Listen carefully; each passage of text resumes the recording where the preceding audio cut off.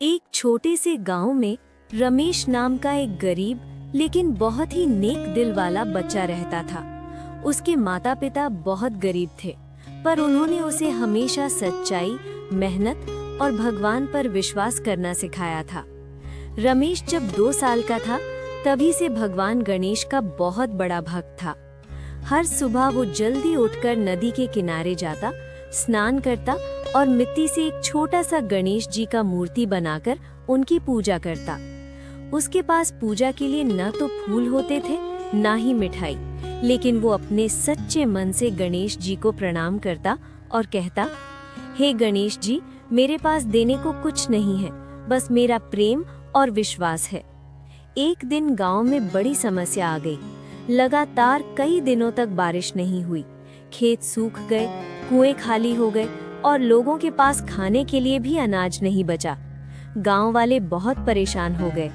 गांव के बड़े बुजुर्गों ने कहा, हमें कोई उपाय करना होगा, वरना हम सब भूखे मर जाएंगे। कुछ लोग शहर जाने लगे, कुछ ने उम्मीद ही छोड़ दी, लेकिन रमेश ने हार नहीं मानी। उसने सोचा, अगर मैं सच्चे मन से गणेश जी से प्रार्थना करूं, तो वे जरूर हमारी मदद करेंगे। अगली सुबह रमेश पहले से भी ज्यादा श्रद्धा के साथ नदी किनारे गया। उसने मिट्टी से गणेश जी की मूर्ति बनाई और आंखों में आंसू भरकर बोला, हे गणेश जी, आप तो विघ्नहर्ता हैं, हमारे गांव की इस बड़ी समस्या को दूर कर दीजिए, हम सब बहुत दुखी हैं। उसकी प्रार्थना इतनी सच्ची थी कि मानो आसमान भी सुन रहा हो। अचानक वहां एक बूढ़ा साधु प्रकट हुआ।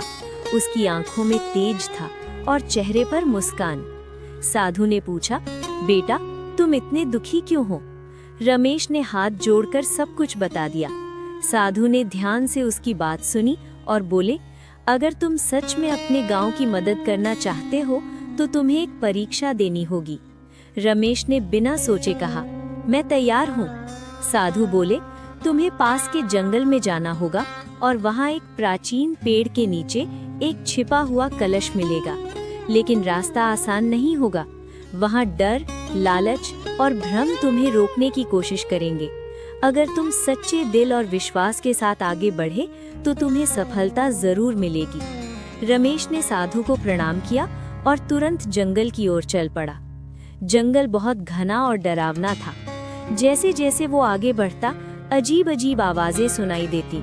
अचानक उसे एक जगह बहुत सारे सोने चांदी के गहने दिखाई दिए। वो सोच में पड़ गया, अगर मैं ये ले जाऊं तो मेरे परिवार की गरीबी दूर हो जाएगी। लेकिन तभी उसे अपने माता पिता की बातें याद आईं।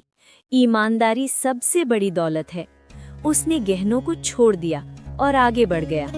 थोड़ी दूर जाने पर उसे एक घायल हिरण दिखाई दिया। वो दर्द से तड़प रहा था। रमेश का दिल पिघल गया। उसने सोचा, अगर मैं रुककर इसकी मदद करूंगा तो शायद मैं अपना लक्ष्य भूल जाऊंगा। लेकिन फिर उसने अपने मन की आवाज सुनी, सच्ची भक्ति वही है जिसमें दूसरों की मदद हो। उसने कुछ देर रुककर हिरण के घाव पर पानी डाला और उसे सहारा दिया। हिरण धीरे धीरे खड़ा हो गया और मानो आशीर्वाद देकर चला गया। आखिरकार वो उस प्राचीन पेड़ तक पहुंच गया। वहां जमीन खोदने पर उसे एक पुराना कलश मिला। वो बहुत भारी था। रमेश ने उसे उठाया और गांव की ओर चल पड़ा। जैसे ही वो जंगल से बाहर निकला, वही साधु फिर से प्रकट हुए। उन्होंने मुस्कुराकर कहा, तुमने परीक्षा पास कर ली है। रमेश ने आश्चर्य से पूछा, कैसी परीक्षा? साधु बोले, जब तुम्हें सोना मिला, तुम लालच में नहीं आए। जब तुम्हें घायल हिरण मिला, तुमने करुणा दिखाई। यही सच्ची भक्ति है। ये कहकर साधु अचानक भगवान गणेश के रूप में बदल गए। रमेश ये देखकर दंग रह गया और तुरंत उनके चरणों में गिर पड़ा। गणेश जी बोले, रमेश, तुमने सच्ची श्रद्धा और सेवा का उदाहरण दिया है। ये कलश कोई साधारण वस्तु नहीं है। इसमें ऐसा जल है जो तुम्हारे गांव की सारी समस्याओं को दूर कर देगा। रमेश खुशी खुशी गांव लौटा। उसने सबको बुलाया और पूरी बात बताई। गांव वालों ने मिलकर उस जल को खेतों और कुओं में डाला। कुछ ही समय में चमत्कार हुआ। सूखे खेत हरे भरे हो गए, कुएं पानी से भर गए और गांव में खुशहाली लौट आई। गांव के लोग रमेश की बहुत प्रशंसा करने लगे, लेकिन रमेश ने विनम्रता से कहा, ये सब गणेश जी की कृपा है, मैं तो सिर्फ उनका एक छोटा सा भक्त हूँ।